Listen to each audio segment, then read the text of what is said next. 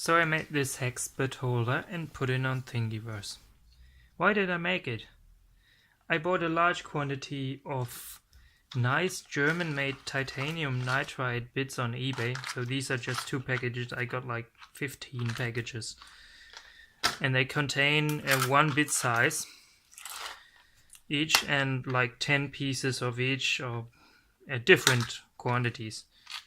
So, and professionals buy those bits, only those ones they use very often, and then they buy a package of 5 pieces or 10 pieces, and not a whole bit set like amateurs use.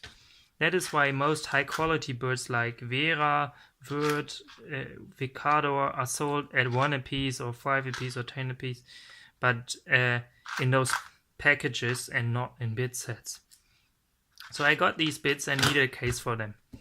I decided to store most of them and only take a few with me in order to replace them from time to time when they are worn out. So I looked what cases I had already.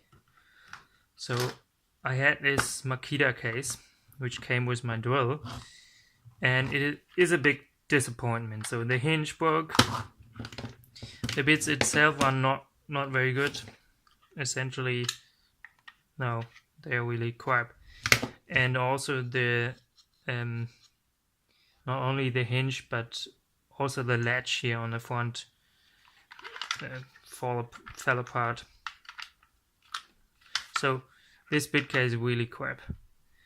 Then there are these simple bit strips which come with the Chinese bits, and they kind of work because they are with a sticky material, and they are relatively stiff when they are completely populated, but still when bits are greedy they just fall through, and you can push them through on the other side, which is not very good, and they still can get lost in these. Then there's the even stickier rubber variant of this. This is a very cheap thing, but it kind of works only if you have very greasy fingers and then you don't get the bit out. So, and some wood chips can get stuck here and you don't get the bit all the way in, so it falls off easier because it's closed here. The wood chips can't get out like on the other one. So I looked up a few designs on Thingiverse and I printed them. Like this one, it's the most simple design, and it came in with a customizer, so I could customize the amount of bits I wanted to have inside there, and it came out really stiff. So I printed in 101% size, and then some bits already kept falling off, like this one. So this is too loose. Some of them are too stiff, so it doesn't allow any tolerance. After that I printed this variant with slits, hoping it would have a wider tolerance while still retaining some friction to keep the bits in. This was way too stiff at first, so I heated up the bits a little bit and inserted them into the PLA, but it didn't make the thing better. So this just didn't work. I then decided, I then printed this one, and this one had the correct dimensions, so it's kind of sticky, but if you add even more bits it becomes loose in the center because the bits pull out these PLA sides a little bit like this one, which gets stiffer the more bits you add, because the rubber will be tangent.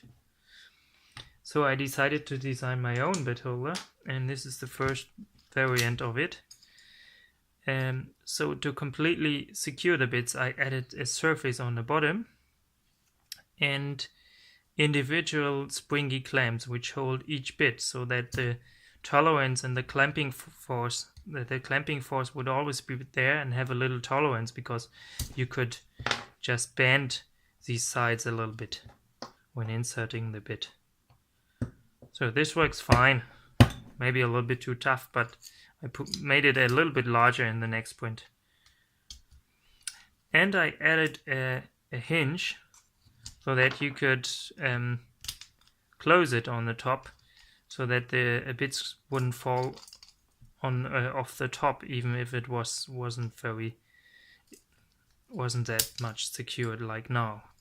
So like I think this other bit here, it's a little bit smaller. It's easier to get out. So I used a screw as a pivot because I had seen on the Makita that plastic hinges are not very durable. The hinge has clicky grooves so that they click into place, and thus the screw has to be a little bit springy.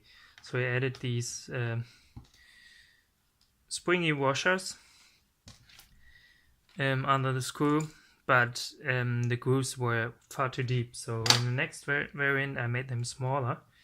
You can see it maybe here with this one, how tiny they are, and it's already enough to spring into place. So like that, or like that. See?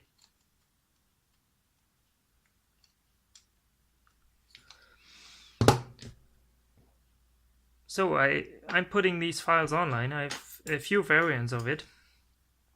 One is the variant with spring washers, or you could use rubber O-rings instead. And then there's another variant with 3D printed springs.